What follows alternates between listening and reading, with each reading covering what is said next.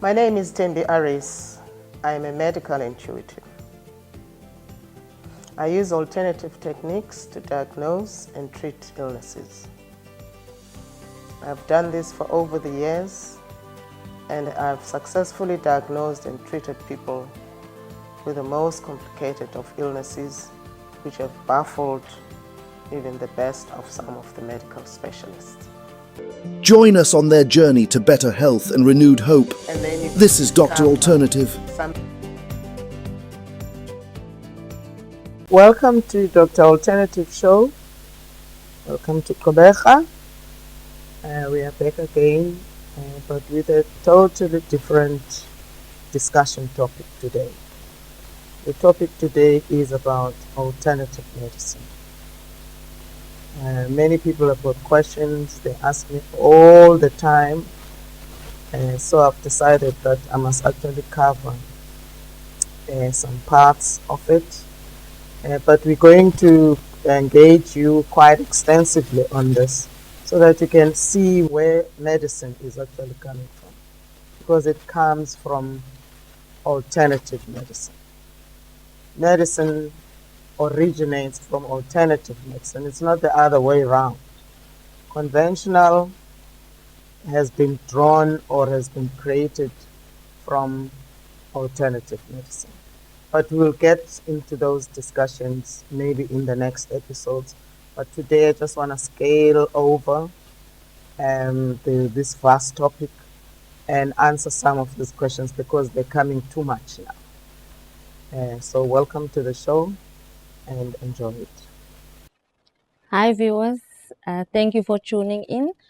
I'm back again this week as usual with my questions, and Thembi will be answering on it. As she said, we are here with a different topic today. So stay tuned and thank you for tuning in. Before I give Lorica a chance to ask her questions, I just want to mention the two or the three areas that actually inform medicine, which have been the origin of medicine as God created it. Because you must remember, medicine is not science that's man-made. It's actually God's creation. And it's very, very vast, much more than what we know. But there are three main areas that informed medicine from the time it was instituted by God. And the first one is that the body is innately capable of healing itself. The body is naturally capable of healing itself. We will discuss that more as we go along. But it is not the doctor, be it alternative or conventional, who heals the body. But the doctor or the alternative medical practitioner is the channel that guides what should be given and should not be given according to what they have diagnosed. So that's one. The body is capable of healing itself. Even if I were to give other examples of other areas of creation. If you plant a seed, let's say you plant a seed of corn, all you do is you put it in the soil. The seed you have not created, the soil you have not created. The process that takes place once you've put it in the soil, you have got no control over. The only thing that you have got control over is to put that seed in the soil. And then the rest will run its course. Maybe another person might say, okay, you have got to water it. Of course, you will water it if there is no rain, if there's drought. But if there is rain, enough rainfall, you don't need to water it. And that also is not coming from you. Okay? So everything, every step of the way is not man-made. All those processes, they know what needs to be done for that to end up germinating and you seeing your corn then you can start eating it. So it's the same with us in our bodies. We are naturally equipped with all the different systems in the body that know how to work together in order to heal itself. So that's one. Now the second one is botany. Now botany is the science of plants. Now, while the body is capable of healing itself, God has provided us with all types of medicine to use in order to heal ourselves. So that's one area, a very vast area as well, which, yeah. And then the third one is synergy. Okay, holistic, how you use that and that and that and put all those three together in order to yield the results. So those are the main pillars of medicine. Those are them. Everything else is drawn from that. You cannot recreate that. So those are the pillars of alternative medicine. I don't know about conventional because they've done a lot of re-engineering medicine, and so I cannot talk much about their legs that inform. But I know that for medicine, if you have to have a degree in medicine, you need to have MPCHB, Bachelor of Medicine and Bachelor of Chemist. So they also are using the similar legs of alternative medicine, that you must be equipped with the information that shows you how the body operates, the anatomy, the physiology, and then the medicine, the drugs, that's botany, but which has been rearranged and re-engineered so that it provides the product as they want it to be, other than as it is naturally providential. So those are the three main pillars of medicine as I come from today. So I just wanted to set that as a base so that you know where we're coming from. Okay, and then I let Lorica ask her questions. Okay, thank you, Thembi. Many people are amazed by what you are capable of doing. They ask privately, is she a doctor and what kind? I usually tell them to ask you directly. How do you respond to that questions? Yeah, I mean that's a very common question, and not only and you find that most people are actually not bold enough to ask me directly, because even Tobega and Linda, they've told me the same thing, that go and ask her, she's going to answer those questions for you.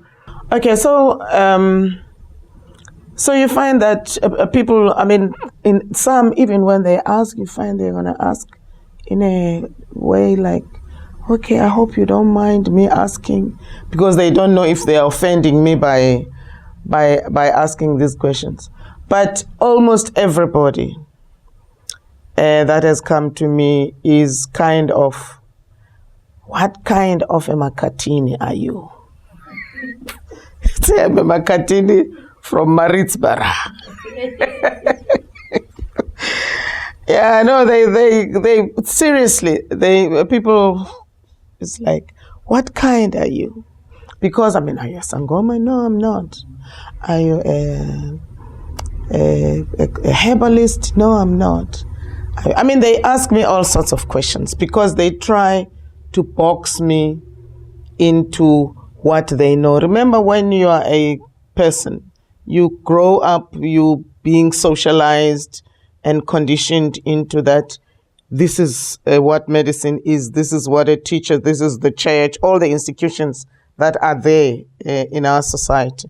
So this health institution, this is what you know about health and people that serve in health. So now when you see something that falls, or a person who falls outside what you know, the brain is struggling to try and find a placement to place you. And So I don't fit. I don't fit there. I don't fit there because I'm not a medical doctor. I'm a medical intuitive. I'm an alternative practitioner. An alternative medical practitioner. But I don't fit there. I don't fit. I fit in the old type of medicine.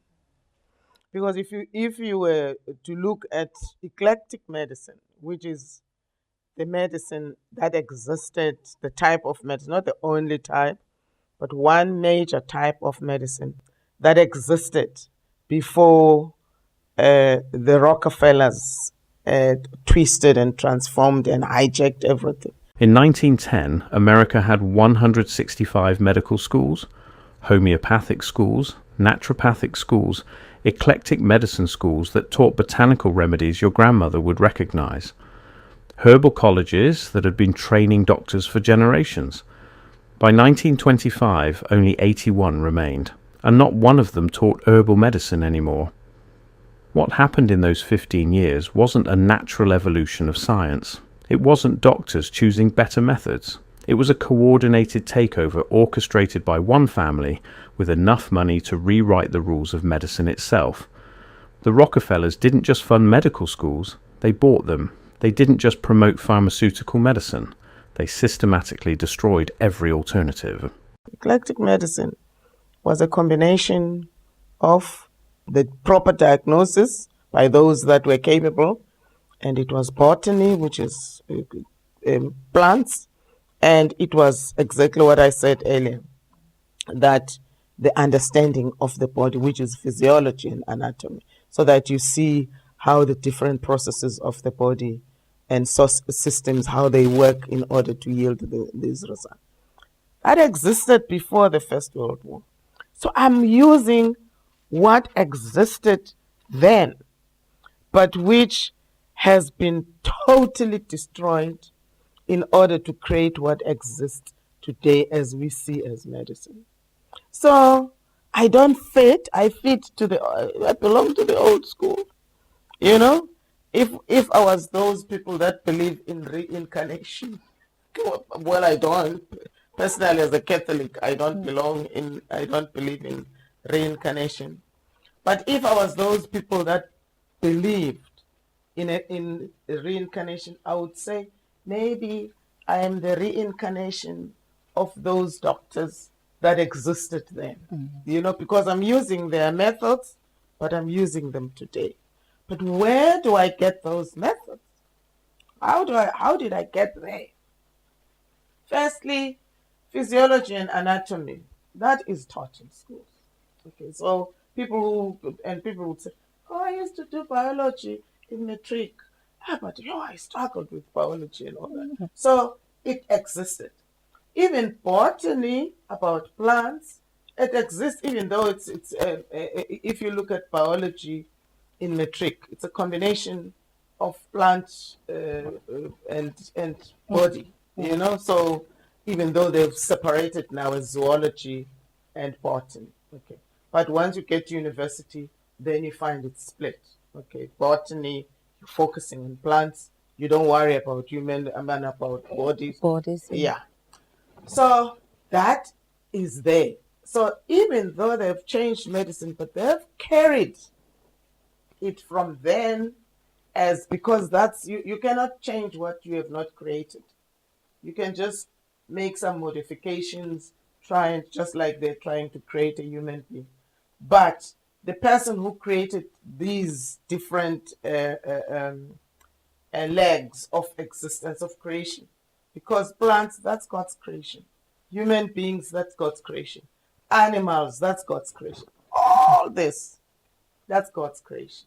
So, me, therefore, God has given me that ability, that gift, to be able to pull what existed then and use it in the modern times. So that's why you find that the title for it, you are a medical intuitive. So intuition means you have got more, you are using your sixth sense. So your sixth sense is more evolved. So you can tap on your sixth sense, while other people maybe are only limited to five senses. But me, I've got this sixth sense that is more pronounced and more evolved, and which which is customized to to my work. Because people ask, "Are you a psychic?" I'm not a psychic. I cannot read. Some people will come and say, no, I wanted to see if I've not been poisoned, if my wife has not. I don't see that kind of stuff. I'm not a psychic, so I don't go there. My own gift is mixed with the education in physiology and anatomy and even botany. I have not done botany except on a small scale, like I'm saying, only those plants that are in the curriculum.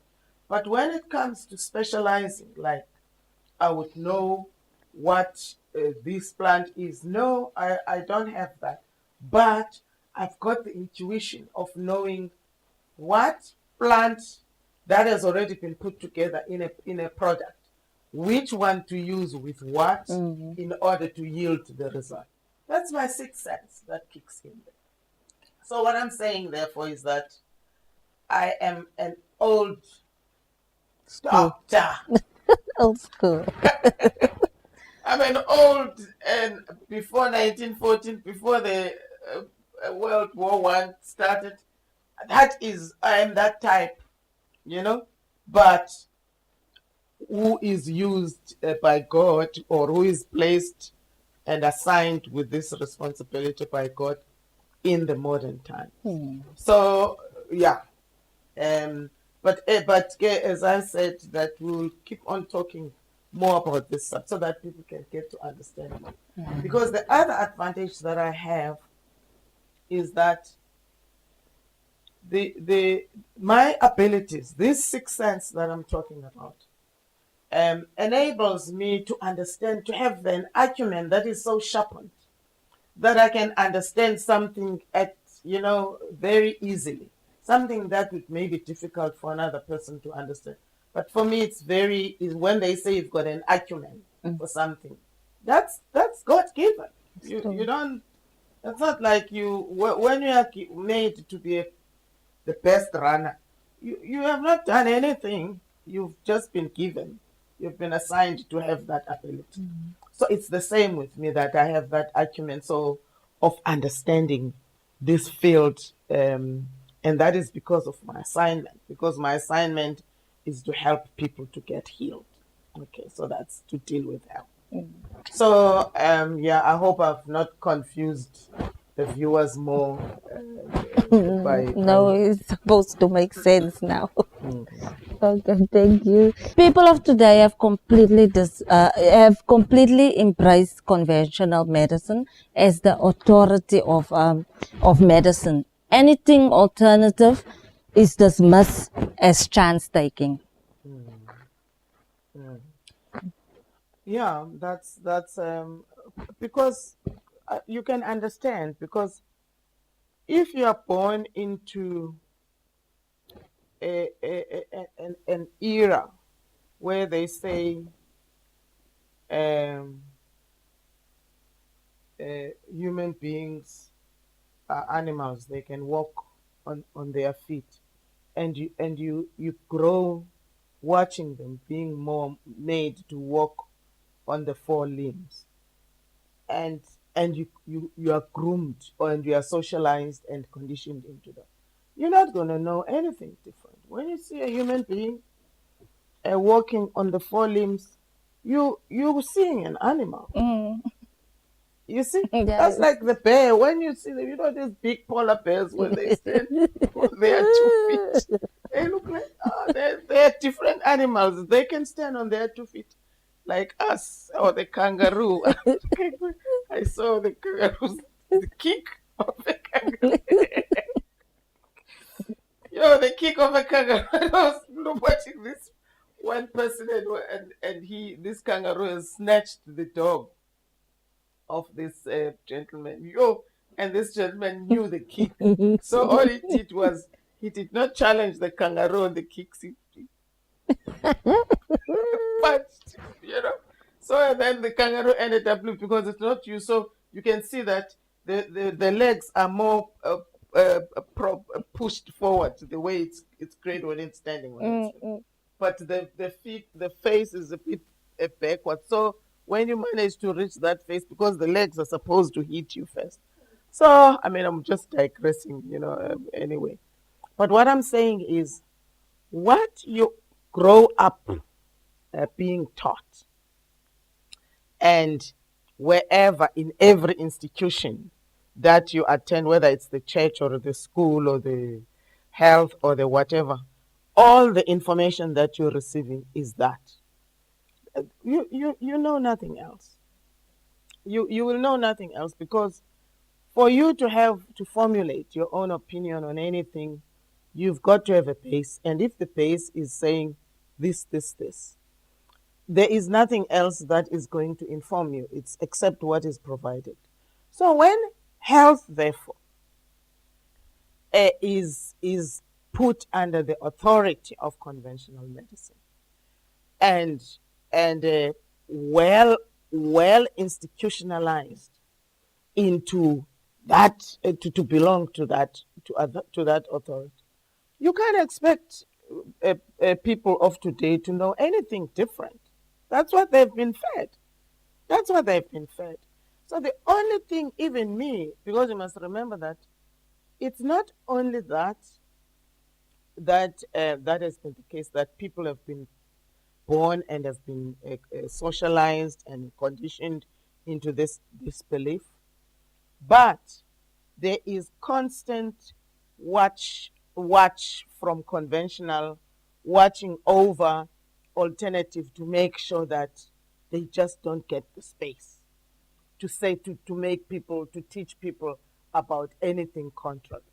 That's how it's made. That's how it's institutionalized. So that when you come with, and I'm talking from even personal experience, I'm talking from other practitioners that are out there. Because I remember when I started this show, got this platform, and I said, hey guys, I went to iridology, I mean all these different types of alternative medicines. And I said, guys, now we've got a platform. Now we've got the voice. This channel is giving us a platform to talk about alternative medicine. And at that time when I started, there were these WhatsApp. There were no WhatsApps. There were no WhatsApp where you can have a group and all that. But what was there was that there was this Greek lady who had a group of a whole lot of them. They had belonged to this email address, so they would communicate through the emails, but they need to be group messages that would be sent to various people. So when she heard about this, then she introduced me to this group, not physically, but via the emails. And then I introduced myself, and I sent an email to say, this is the platform that has been assigned to me, which I would like to avail to everyone who would be keen. But I really would want us to showcase our abilities. And she recommended that I must talk to another lady that was in Grahamstown. I never met that lady, but she said, yeah, Thembi, that lady, she is absolutely phenomenal. She said she would diagnose cancer just by sussing, just by moving her hand above the body. Then she would tell if there's the vibration with using her hands. And then she would be able to focus on that, and then manage to diagnose and give a whole detail of what's happening in that particular area. And she was spot on. She said she was absolutely spot on. And I'm like, wow, let's bring her to the show. Then she gives me her number and her name. So I contact this lady via the email. And I introduced this and invited her to come to the show. She never responded to my email. And then I go back to this lady that introduced me. I said, so and so has not responded to my email.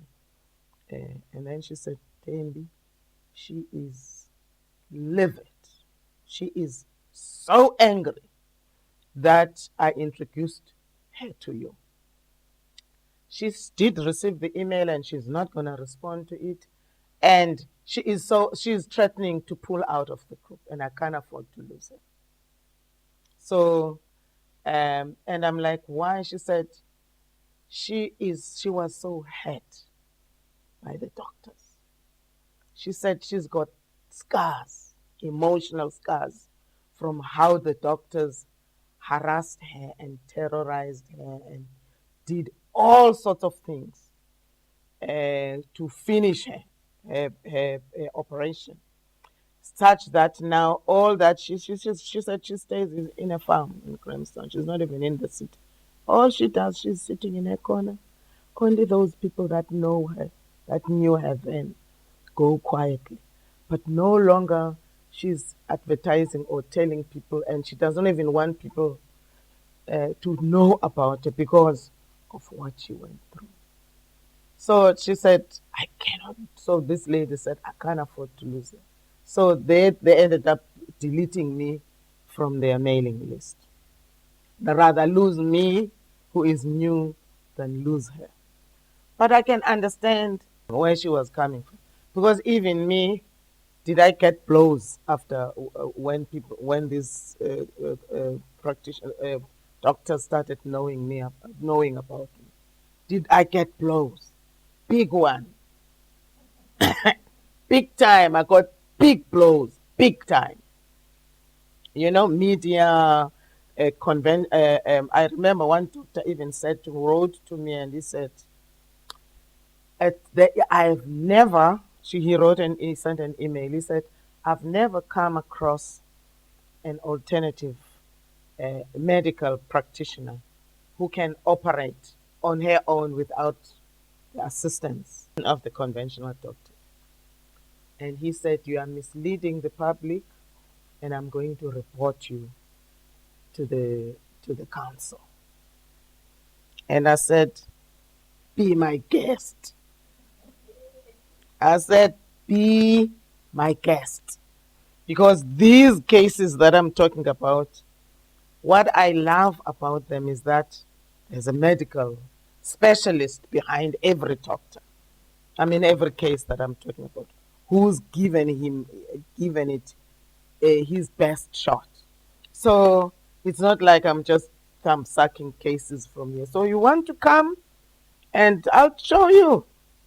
I give you these cases, I can refer you to these people, and so on and so on. And I'm doing it alone. Not because I wouldn't love to work with a doctor. No, I actually would love to work with a doctor. That is why I personally went to them and I said, guys, can we find a way of working together? So I would love to work with doctors. But I can't get anyone who's willing to do it. So now here you come and you're saying, I'm taking a chance. I'm doing it alone.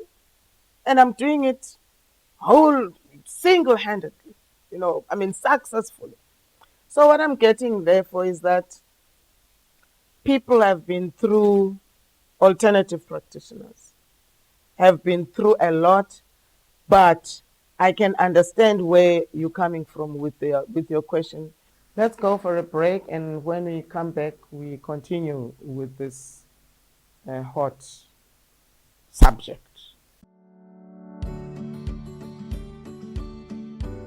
If you are fructose intolerant, you should not eat fruit. Otherwise, it will harm your health extensively.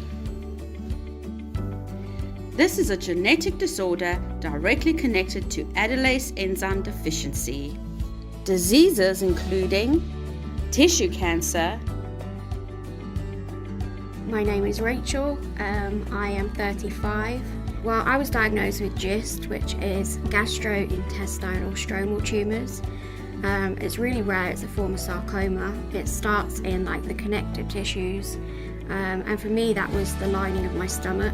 Liver disorders and mental disorders. How do you know if you are fructose intolerant? And even better, what food you must eat.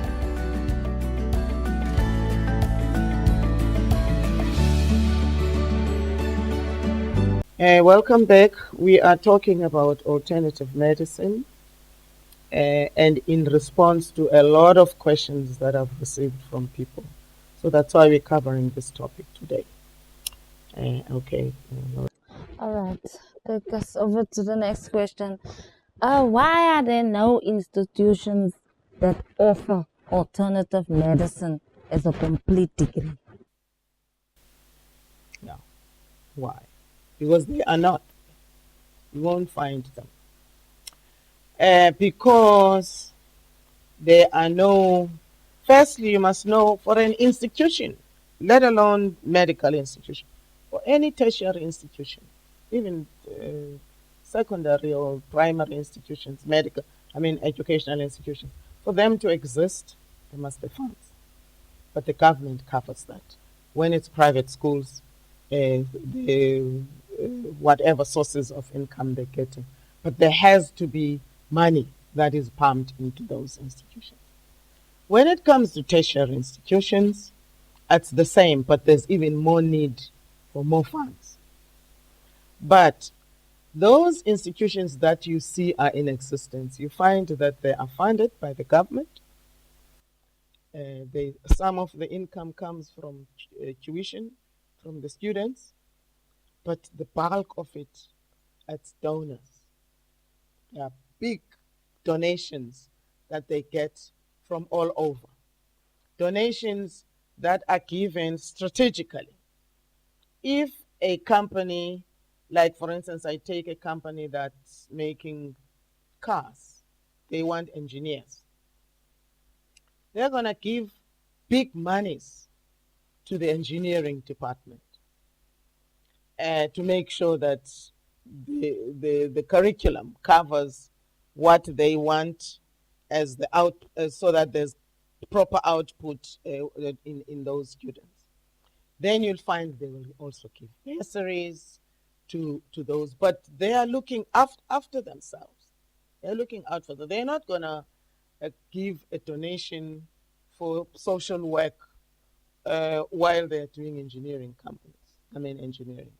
So for any institution to exist, therefore, you have to have big bulk givers, what we call philanthropists, those people that are said to be giving because of the goodness of their hearts. What goodness? What goodness? There's nothing like that in those. They are looking out for themselves. They're making sure that they give this money. It's an investment to make sure that their plans and their objectives are perpetuated, are protected. And if they're not happy, they pull out their donations. They call the shots. When they're not happy, they will take their money. They will give money for research. What are they researching? Anything that's making their objectives even better, that is enhancing their own mission. Not because they care about that institution. They care about the institution because it's making sure that they meet their own objectives and they're covering their own mission. So that's what, therefore, happens with tertiary institutions. So if you go to these medical schools, big monies, and if you trace the history, like the Rockefellers, which we're still going to share with the viewers, the Rockefellers are the richest family that transformed medicine from what it was to what it is today. They determine what should be taught in institutions, what must be researched, what in those laboratories must be covered, who is supposed to be, what bodies should license, who must be. They control everything. So, because that's where money is. The pharmaceuticals, you think you find a doctor there and you find a pharmacist, you think they've got different fathers. No, it's the same father, the Rockefeller. The Flexner report wasn't just an academic document, it was a weapon, and Rockefeller knew exactly how to use it. Within months of publication, Rockefeller's General Education Board began offering unprecedented grants to medical schools. but only to schools that agreed to implement Flexner's recommendations, only to schools that would restructure their curricula around pharmaceutical medicine, only to schools that would abandon botanical and alternative approaches. The money was staggering. He decides what medicine should be. The FDA, who do you think formed the FDA?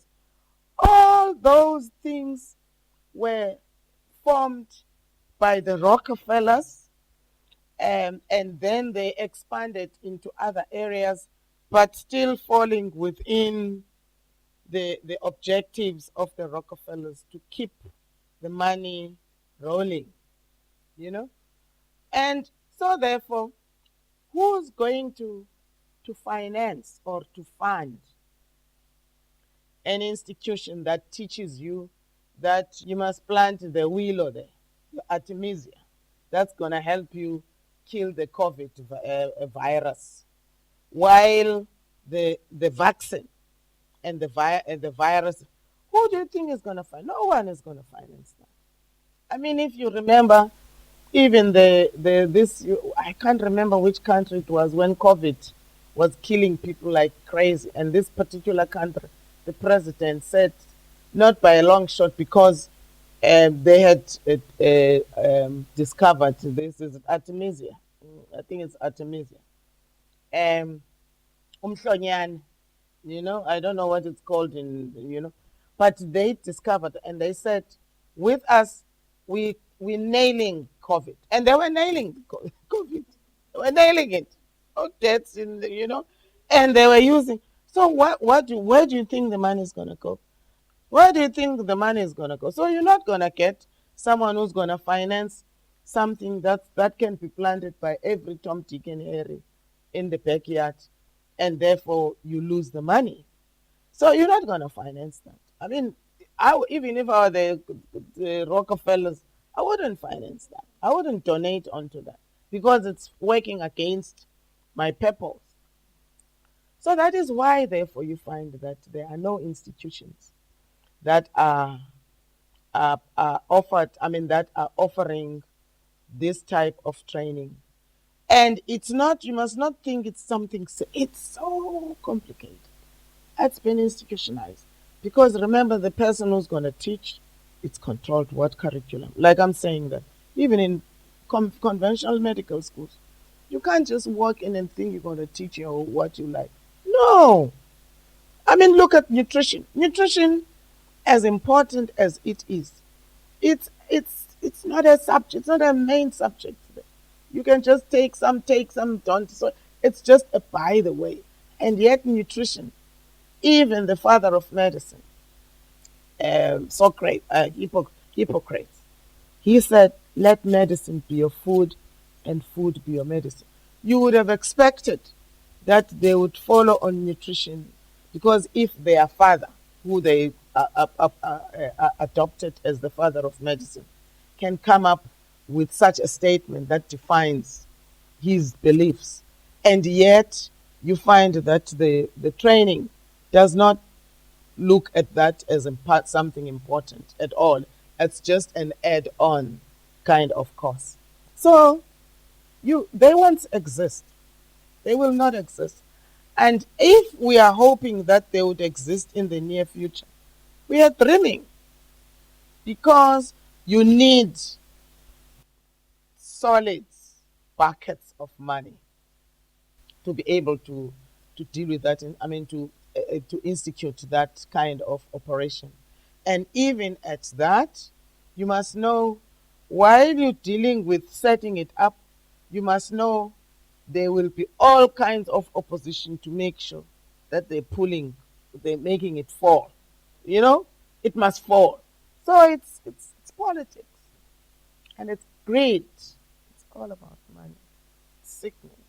You follow the eclectic approach in your clinic. How did you get that right? Okay, like I've said, that my approach seriously has got a divine intervention in it, divine guidance.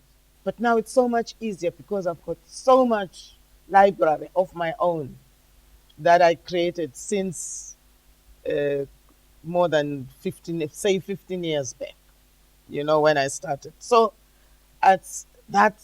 yeah. I think because of time, there is so much to talk about this subject. But because of time, we're going to have to stop here. We will carry on in the next episode, but then we will bring you more information on the evolution of medicine from alternative to where it is today, so that you can see that where it comes from where I am, as opposed to where it is. Okay. But anyway, thank you for watching. I hope this is clarifying most of these people that keep on asking me and asking me and asking me. But thank you for asking anyway, and goodbye. Thank you for watching, viewers. Till next time. Thank you.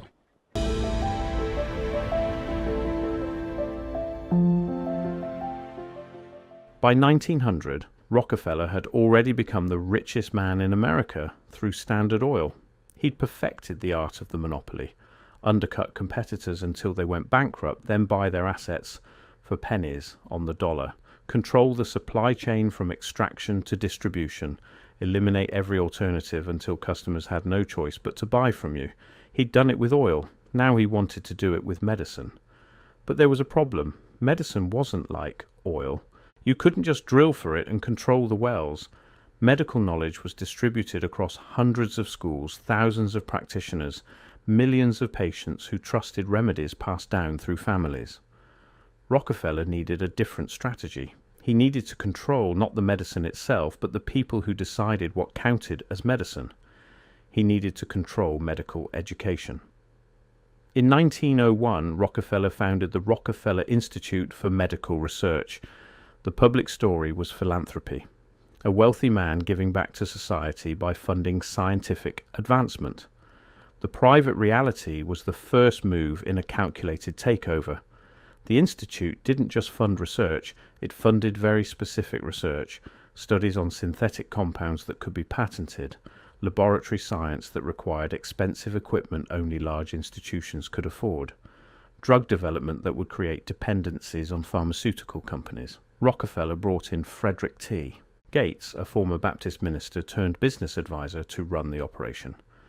Gates understood that controlling medicine meant controlling the gatekeepers, the medical schools that trained doctors, the licensing boards that decided who could practice, the journals that determined what counted as legitimate science.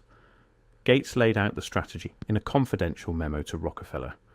They would use philanthropy to gain influence over medical education, fund the schools that taught pharmaceutical medicine, starve the schools that didn't, and most importantly, create a standardization system that would eliminate competitors under the guise of raising quality. The plan required credibility. They couldn't just declare that herbal schools were inferior. They needed someone respectable to make that case for them, someone the medical establishment would trust. They found their man in Abraham Flexner, the mentor and crossing the threshold. Abraham Flexner was not a doctor. He'd never practiced medicine, never attended medical school.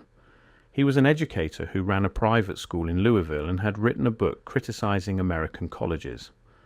That book caught the attention of the Carnegie Foundation, which was working closely with Rockefeller on the medical education project.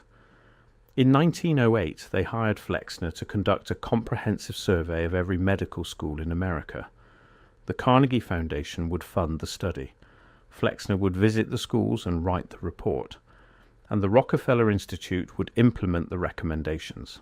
On the surface, it was a noble goal: evaluate the quality of medical education and help improve standards. But the criteria Flexner used weren't neutral. They were specifically designed to favor one type of medicine over all others. Flexner's standards required expensive laboratory facilities, full-time faculty with research credentials, extensive clinical training in hospital settings, standardized curricula based on European models, high entrance requirements that would limit enrollment. These standards made perfect sense for pharmaceutical medicine, which was laboratory-based, required expensive equipment, and relied on hospital access. They made no sense for botanical medicine, which was practice-based, required gardens and field knowledge, and had successfully trained doctors in apprenticeship models for centuries. Herbal schools couldn't meet Flexner's standards without abandoning everything that made them effective. They'd have to eliminate their gardens and replace them with laboratories, fire their experienced practitioners, and hire research PhDs, stop teaching patients how to grow their own remedies, and start teaching them to prescribe patented drugs. It was a setup. The standards weren't designed to measure quality. They were designed to eliminate competition. Flexner spent 2 years visiting 155 medical schools across America. He gave most of them less than a day. Some got only a few hours. He didn't evaluate patient outcomes, didn't interview graduates, didn't review long-term success rates. He measured buildings, equipment, and whether schools matched his predetermined criteria. In 1910, the Flexner Report was published. It was a devastating attack on more than half of America's medical schools. Schools that had operated successfully for decades were declared inadequate overnight. Herbal schools, homeopathic schools, naturopathic schools were all condemned as unscientific, poorly equipped, and dangerous to public health. The report recommended that most of them be closed immediately. The tests, allies, and enemies. The Flexner Report wasn't just an academic document, it was a weapon, and Rockefeller knew exactly how to use it. Within months of publication, Rockefeller's General Education Board began offering unprecedented grants to medical schools, but only to schools that agreed to implement Flexner's recommendations, only to schools that would restructure their curricula around pharmaceutical medicine, only to schools that would abandon botanical and alternative approaches. The money was staggering. Washington University in St. Louis received $75,000 in 1910, equivalent to over $2 million today. Johns Hopkins got even more. Yale, Harvard, Columbia all received massive Rockefeller grants, but only after agreeing to drop their homeopathic departments and restructure around pharmaceutical training. Schools that refused the money found themselves in an impossible position. State licensing boards, influenced by the Flexner Report, began requiring graduates to come from accredited schools, but accreditation required meeting Flexner standards, which required money most schools didn't have. The Eclectic Medical Institute in Cincinnati had been training doctors since 1830.